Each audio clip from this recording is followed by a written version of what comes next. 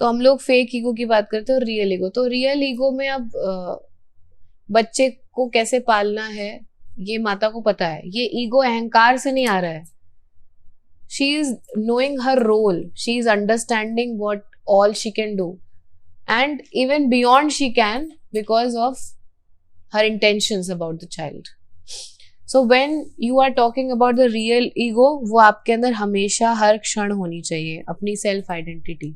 वो आपको कभी गिरने नहीं देगी। जैसे मान लीजिए कभी आपको किसी एक दफ्तर से निकाल दिया गया, आपका फेक ईगो आपको कहेगा कि मुझे निकाल दिया गया, ये बहुत बड़ी बात हो गई है, छोटी सी इंडस्ट्री है, हर किसी को पता चल गया, अब मैं किसी को मुंह नहीं दिखा सकता।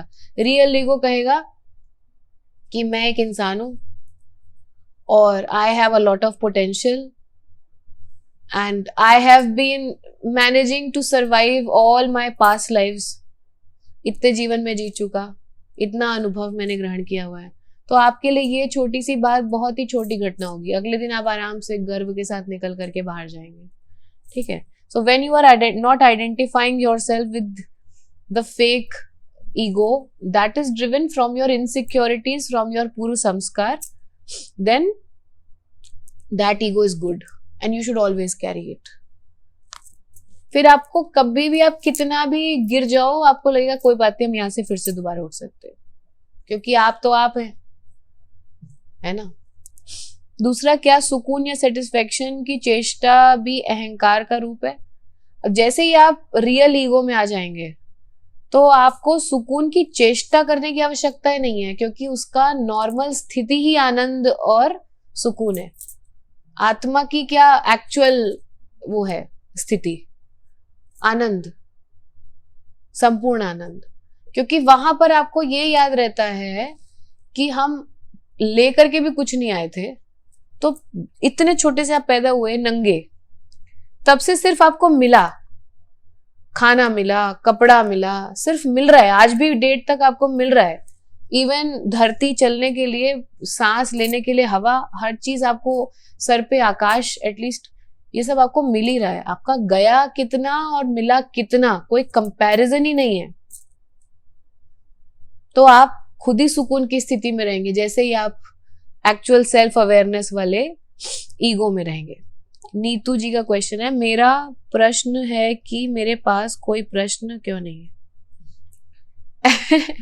ठीक है। तो कई बार हमारे क्वेश्चंस खत्म हो जाते हैं। ये दो स्थिति में होता है। पहला स्थिति जो होता है आपके क्वेश्चंस खत्म हो जाने का, वो बहुत ही प्योर प्लेस होता है, where you kind of find yourself in a position where you have stopped questioning the process of universe. You still do not agree with everything that is happening around you. आपके conflicts तभी भी हैं, पर आपके अंदर acceptance आ चुकी है कि ठीक है, जो जैसे हो रहा है उसको होने दो। You don't question it anymore. कोई चीज आपको तकलीफ दे रही थी, आप कई साल बार बार पूछ के परेशान होकर के आपने स्टार्ट कर दिया ना, परेशान होकर के फिर फाइनली आपने छोड़ दिया कि अब I don't question it, may be यही विधाता की इच्छा है, तो I let it happen. So this is coming from the place of piece. Sometimes when you become very spiritual, you start becoming very empathetic, और आपको अपने आसपास वालों की भी स्थिति दिखाई देने लग जाती है। सडनली आप अपने दुख के लिए रो रहे थे और आपके सामने कोई व्यक्ति आता है जिसका दुख बहुत ही बड़ा है। अचानक से ऐसा होगा कि आपको उस क्षण में अपना दुख कम लगने लग जाएगा, और आप पहले क्वेश्चन कर रहे थे कि मेरा बिल क्यों नहीं लगा रहे हो, मेरा बिल क्यों नहीं लगा रहे हो, और आपने देखा कि कोई व्यक्ति ऐसा है जो जिसके घर में किसी का देहांत हो गया, उसकी डेड बॉडी नहीं निकल पा रही है, तो कह रहे इनका नहीं लगा दो पहले। सडनली आपके अंदर ये चेतना आती है।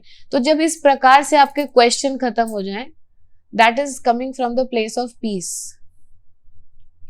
ठीक है। When you started to accept everything as the will of divine.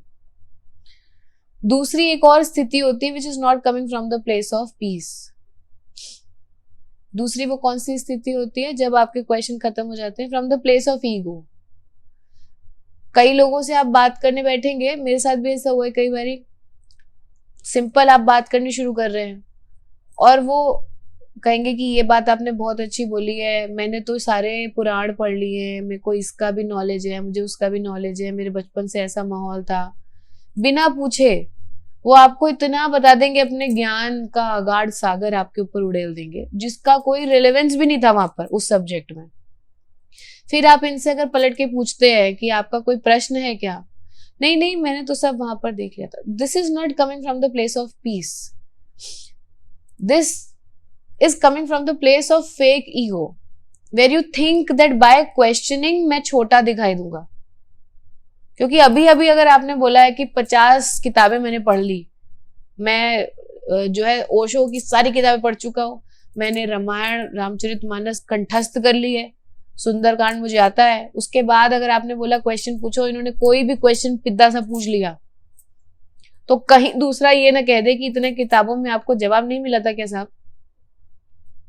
तो इसलिए ये क्वेश्चन ही नहीं पूछते। That one comes which is not your state Neetu ji. आपका दूसरा कंडीशन है जो पहला वाला बताया था मैंने, जिसमें you have gone into the kind of acceptance. पर ये सेकंड भी होता है लोगों के साथ, तो आप हमेशा ये चेक करिए, इवैल्यूएट करिए, क्योंकि हमारे यहाँ कहा जाता है जब किसी भी ज्ञाता या पंडित के सामने जाओ तो कैसे स्थिति में जाओ, भिखारी बन के जाओ, तो आप राजा बन के लौटोगे। इनफैक्ट आपने देखा होगा, अगर आपने रामायण वगैरह देखी है या पढ़ी है, जब भी किसी महाराजा को भी अगर मांगने जाना है किसी ऋषि के पास, तो वो नंगे पैर भिखारी के समान जाते थे। कोई अपने रथ वथ पे सवार राजा उनको जब दशरथ को पुत्र की प्राप्ति के लिए जाना था यज्ञ करवाने के लिए, तो नंगे पैर गए थे, तब जाके उनका यज्ञ करवाया, फिर राम भरत शत्रुघ्न सबका जन्म हुआ है, लक्ष्मण जी। देखिए दो स्थितियां हो सकती है रहने की, एक स्थिति होती है बाह्यमुखी, एक स्थिति होती है अंतर्मुखी। बाह्यमुखी अगर आप होकर के रहें तो आपको सिर्फ अपने बाहर ही दिखाई देगा, ठीक है। अगर आप अंतर्मुखी होकर के जाएंगे तब आपको समझ में आएगा कि आपके अंदर भी उतना बल्कि उससे बड़ा विश्व आपके भीतर भी है। And then further you will realize कि even the outer things that you are able to see, the way you see them is just the reflection of what you are from inside. ठीक है, the same color, the same object, 5 people will see it different. ठीक है, so it's not about the external thing, it's about how you perceive it.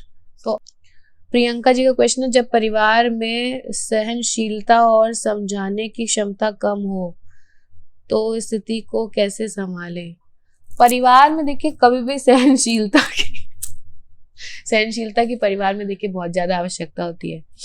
जब आप ध्यान करने बैठेंगे तभी आपके दरवाजे की घंटी बजेगी। यदि आप पुरुष हैं उसी समय सारे किचन के बर्तन खड़ाक खुड़ुक सब हो जाएगा।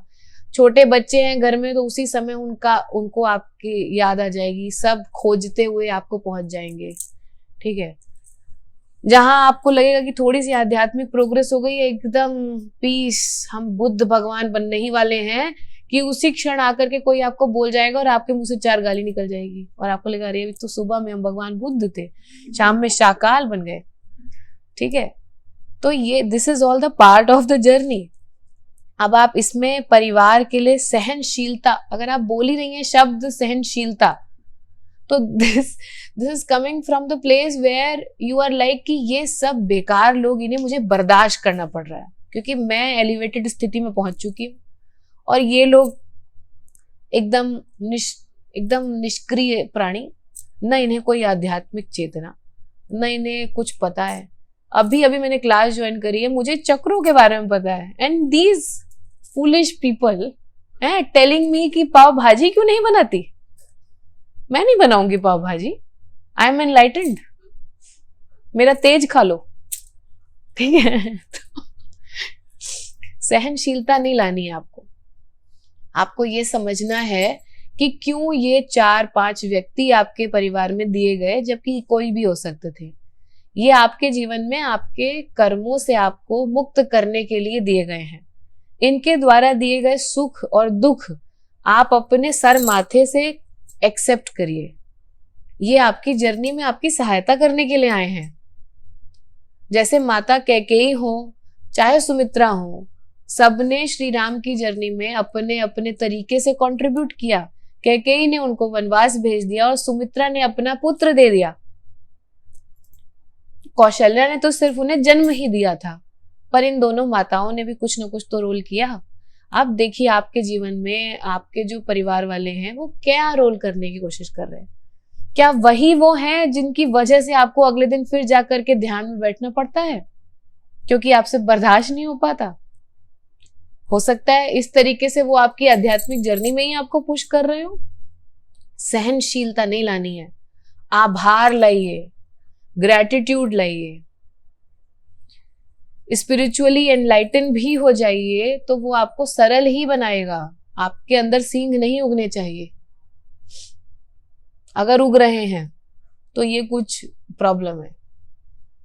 ठीक है, तो सहनशीलता नहीं लानी है। परिवार का कोई भी दायित्व नहीं है कि वो आपकी आध्यात्मिक जर्नी, मैंने खुद देखा है, मेरे मम्मी पापा सारे जीवन, एक भक्ति योगी और दूसरे पूरी तरीके से ऑकल्ट वाले, दोनों का कोई अलाइनमेंट नहीं। दोनों ने अपने मंदिर अलग बना के रखे थे घर में। सोचिए, लोगों के यहाँ चूल्हा बढ़ता है, हमारे यहाँ मंदिर बढ़ गया था। और दोनों एक दूसरे का आडंबर हो गया, नौटंकी हो गई। यही सुनते सुनते हम लोग बड़े हुए हैं। किसी ने किसी की पूजा का बहुत ज्यादा सम्मान नहीं किया, पर दोनों को कोई फर्क नहीं पड़ा, अपना अपना करते रहे। अभी भी कर रहे हैं। अभी भी मेरी मम्मी जो है बोलती रहती है पापा को, यही बना दो उसको, यानी कि अपनी गृहस्थी संभाले ठीक से मेरे लिए। सो these are the things which will keep on happening in your life. ठीक है, these things will keep on happening in your life. You don't have to stop it.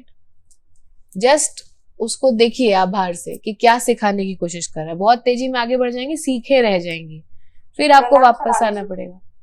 हाँ, जो व्यक्ति देखिए समझ नहीं पा रहा है, ये उसका खुद का दुर्भाग्य है जो कि वो जी रहा है, उसे जीने दीजिए। अगर आप उन्हें समझा ली होती, पर आपके अंदर ये भाव आ गया होता कि मैंने समझा दिया, तो वो भी महाविनाशकारी हो जाता।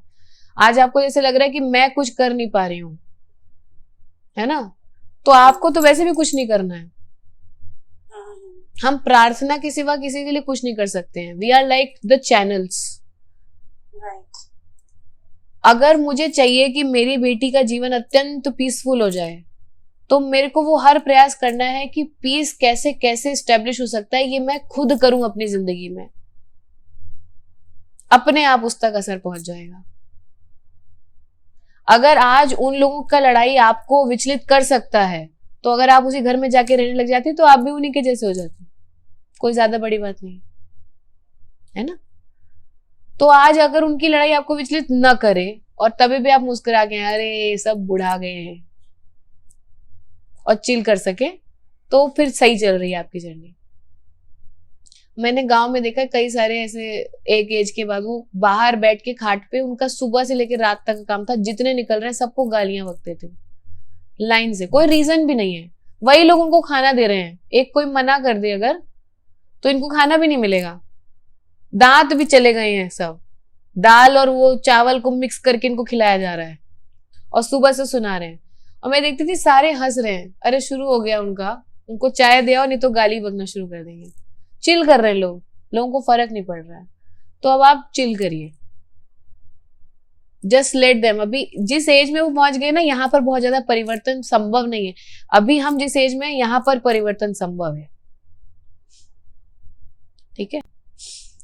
रश्मि जी क्वेश्चन है, क्या पास्ट लाइफ रिग्रेशन से वर्तमान समस्याओं का समाधान हो सकता है? जीव हत्या कर्म में आती है, लेकिन मच्छर जैसे जीवों को मारने से क्या हमें कर्मा लगता है? अच्छा ठीक है। तो पहला क्वेश्चन है आपका, पास्ट लाइफ रिग्रेशन से क्या जीवन की समस्याएं का निदान हो सकता है?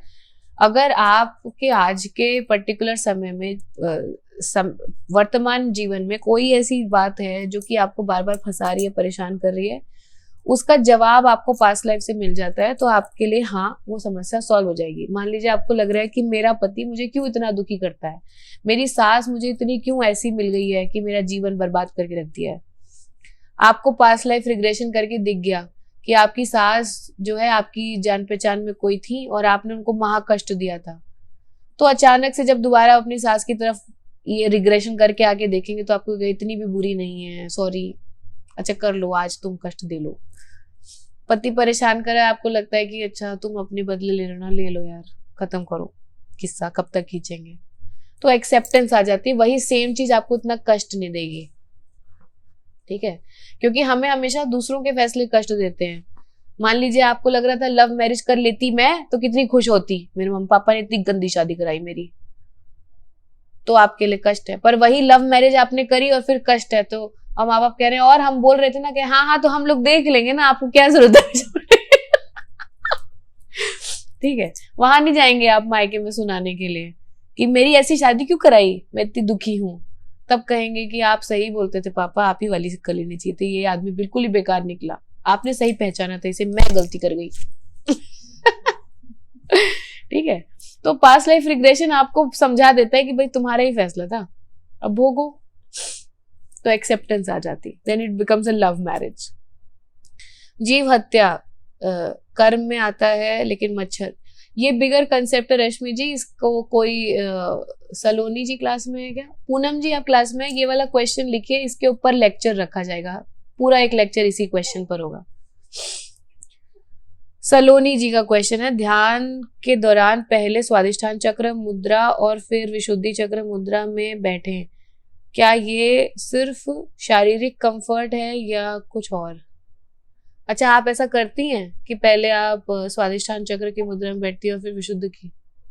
अपने आप मन करता है कि हाथ उधर ले जाऊं और फिर विशुद्धि में देर तक बैठने का मन करता है, जबकि आपका रहता है हम लोग सब लोग ज्ञान मुद्रा में बैठते हैं एज पर द गाइडेंस, तो फिर मैं हाथ वैसे कर लेती हूँ जिसमें सहज नहीं, ये शारीरिक कंफर्ट नहीं है। जब मैं भी अकेले बैठ करके ध्यान करती हूँ तो अपने आप मुझे मुद्राओं का निर्देश मिलता रहता है, जहां जहां पर ध्यान आपका पहुंचता है अपने आप आपके हाथ की मुद्राएं चेंज होने लगती हैं, वो होने देना चाहिए, it's a very natural process. मैं हमेशा आप लोग को बोलती हूँ सलोनी कि आपका नेचुरल प्रोसेस आपको ध्यान का धीरे धीरे करके समझ में आ जाएगा, it's just that you are getting, so it's not a शारीरिक comfort, it is your energy guiding you in which way you should be there.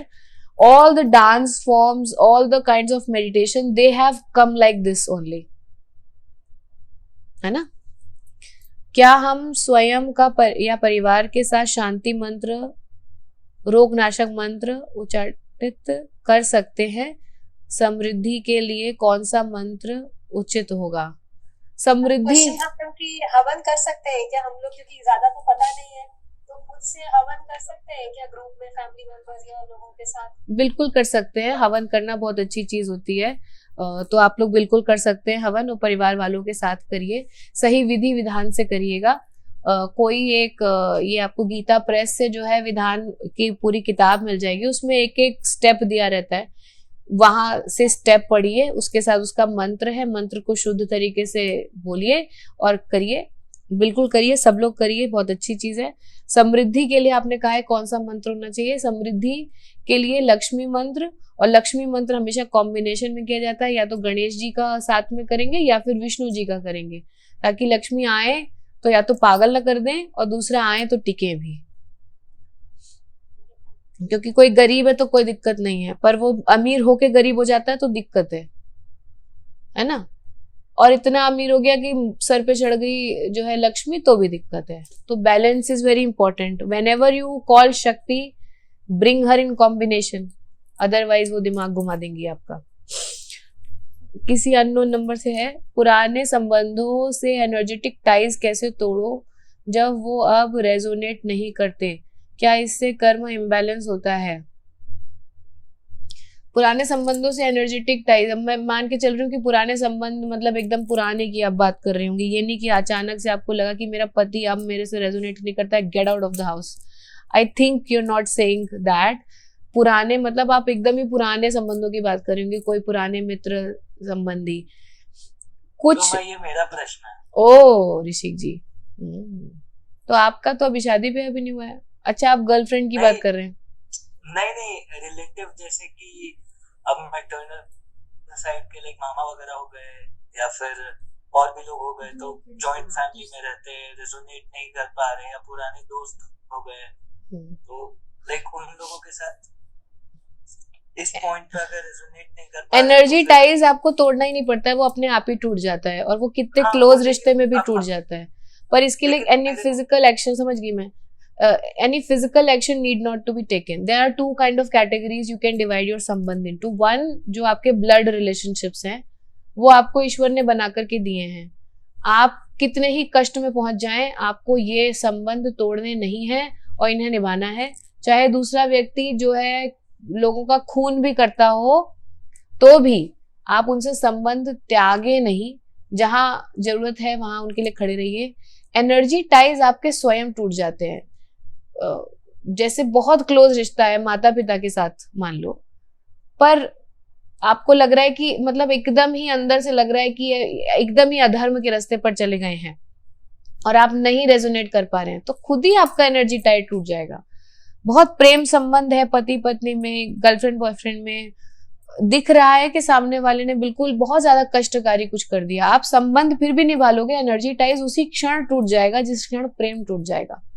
ठीक है, तो एनर्जी टाइज तो अपने आप टूट जाते हैं, जैसे ही वो रेजोनेट नहीं करते, वो आपसे परमिशन भी नहीं लेते क्या मैं टूट जाते हैं, अपने आप टूट जाते हैं, और आप बस बैठ के देखते ही रह जाते हैं कि वो टूट गया। अब कुछ है जो भीतर से टूट गया, जो अब नहीं जुड़ता, चाहे हम कितना ही प्रयास कर ले। फिजिकली आपको कर्म वाइज क्या करना चाहिए, कर्म वाइज अपने धर्म के अनुसार लगे रहना चाहिए। जो आपने संबंध स्वयं बनाए थे उसमें अगर आपके एनर्जी टाइज टूट गए हैं, फिर भी आप उनसे फिजिकली सेपरेशन ले सकते हैं। पर यदि आपके ब्लड रिलेशनशिप्स या एक्सटेंडेड रिलेशनशिप्स में ऐसा होता है, तो चुपचाप से व्यवहारिकता सामाजिकता निभाइए, क्योंकि ये आपको भगवान ने दिए थे, इस पे क्वेश्चन मत करिए। ये कष्ट देते देते भी आपको किसी कर्म के बंधन से मुक्ति ही देकर जाएंगे। मीनाक्षी जी, जीवन का उद्देश्य क्या है?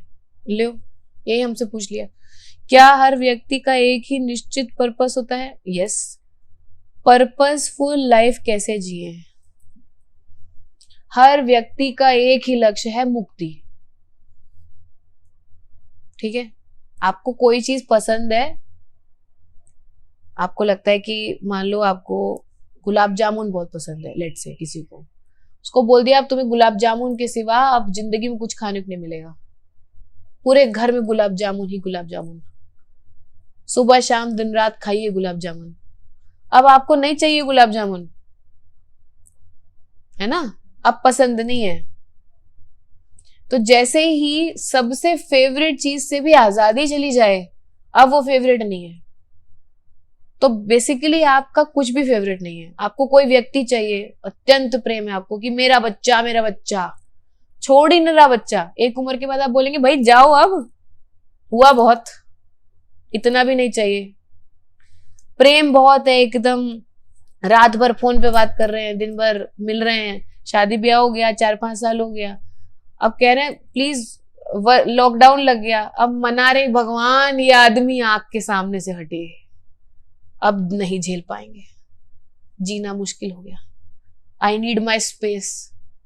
सडनली एकदम से इतना प्रेम था कि रात भर फोन पे बात हो रही थी, दिन भर आंखों के सामने नूर बना हुआ था आंख का, अब ये आदमी को देख करके एकदम ऐसी कुफत लगती कि भैया तुम अपने परिवार के साथ कहीं चले जाते कुछ दिन के लिए, हम ही चले जाए, नहीं तो वैष्णो देवी यात्रा करके चले आएंगे।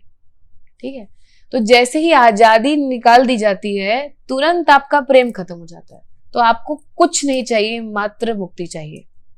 ये हम सबका सिंगल गोल है। अब मुक्ति हमें मिलती है छोटे छोटे क्षणों में। पहले छोटा बच्चा स्कूल में पढ़ रहा है, उसको अंदर लग रहा है कि एकदम मतलब यहाँ तो मम्मी पापा एकदम सर पे चढ़े हुए हैं, जल्दी से हम कॉलेज जाते, थोड़ा सा आजादी मिलता। ये छोटी सी आजादी चाहिए, क्योंकि पता ही नहीं है हाईएस्ट आजादी होती कैसी है, दिखती कैसी है। कॉलेज पहुंचे, वहां पर थोड़ा बहुत नशा वशा ही मिल जा रहा है, तो लग रहा है कि ये आजादी है, उसी को एंजॉय कर लिया कि ये तो घर में कर नहीं पा रहे थे, यहाँ कर पा रहे हैं। ठीक है, धीरे धीरे करके ऐसे कैसे करके आप नौकरी में थोड़ा सा और पैसा मिल जाता, थोड़ी सी और फ्रीडम। फ्रीडम किस चीज की? Freedom to spend your time the way you want it. If you are hardly earning to survive, then आप छुट्टी लेकर के घूमने नहीं जा सकते भाई, आपको काम करना पड़ेगा, है ना। तो आप इतना पैसा कमाना चाहते हैं कि भाई मैं फिर छुट्टी लेकर के थोड़ा एंजॉय भी कर सकूं। तो हर वक्त आपको छोटे छोटे छोटे छोटे पोर्शंस में आजादी चाहिए। एकदम फिर भक्ति में आपको आजादी फील होने लग गई कि एकदम मन में एकदम नाम लेते हैं और दिखाई दे जाते हैं, ये बहुत आजादी है। फिर लगा कि इसके आगे नहीं बढ़ रहे हैं, बस वहीं तक ही दिखते हैं और कुछ नहीं दिख रहा है, तो फिर आपको उससे भी मुक्ति चाहिए रहेगी जब भक्ति भी बहुत ज्यादा बढ़ जाएगी, तब जाकर के फाइनल मुक्ति तक आप पहुंचेंगे। तो एक ही लक्ष्य है सबका, सबको चाहिए मुक्ति। अब आपकी जितनी दृष्टि देख सकती है आपको उतनी तक की मुक्ति चाहिए, तो वो दृष्टि पे डिपेंड करता है।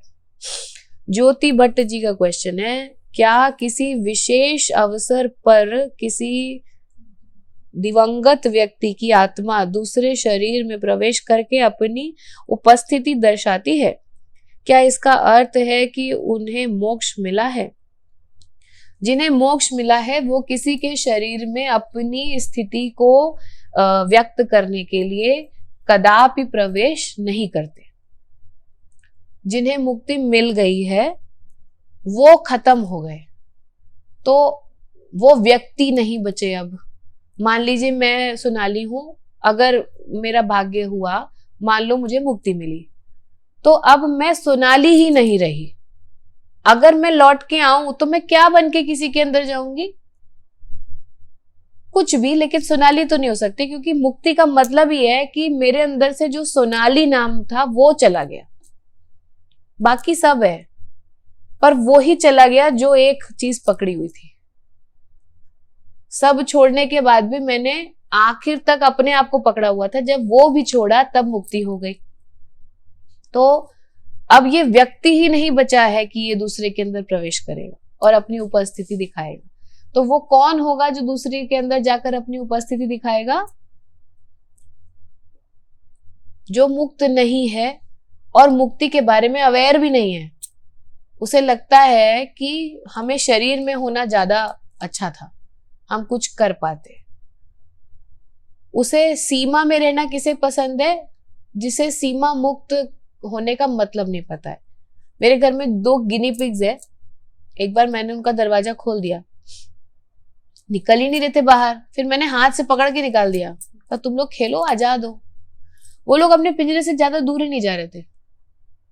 फिर मैंने पिंजरा दूर रख दिया, दोनों पास पास में खड़े थे, खेल ही नहीं पा रहे, एंजॉय नहीं कर पा रहे। फिर मैंने उनका पिंजरा लाके उनके पास रख दिया। जैसे उन्होंने अपना पिंजरा सूंघा, खुश हो गए, खुद ही कूद के उसके अंदर चले गए।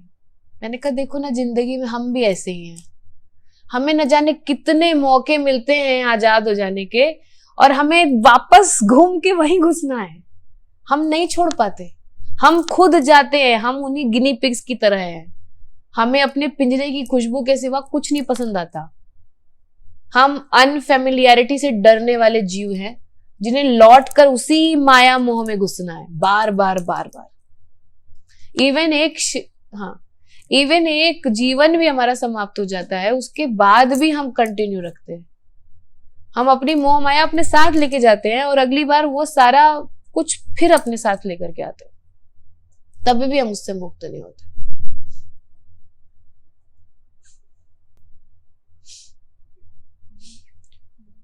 रक्षा का क्वेश्चन है, किताबी ज्ञान सत्य है या स्वयं का प्रकट हुआ ज्ञान? फर्क ही नहीं है ना। आप किताब थोड़ी पढ़ते हैं, आप स्वयं को किताब के माध्यम से पढ़ते हैं। किताब में लिखा था एक बबूल का पेड़ है जिसके नीचे 2 व्यक्ति बैठे हैं। ये बबूल का पेड़ आपके दिमाग वाला बबूल का पेड़। अब आप अपनी पिक्चर बनाएंगे कैसा है वो बबूल का पेड़ और कैसे दिखते हैं वो 2 व्यक्ति। किताब ने थोड़ी ना बोला। You read yourself in the book. It's not 2, it's 1.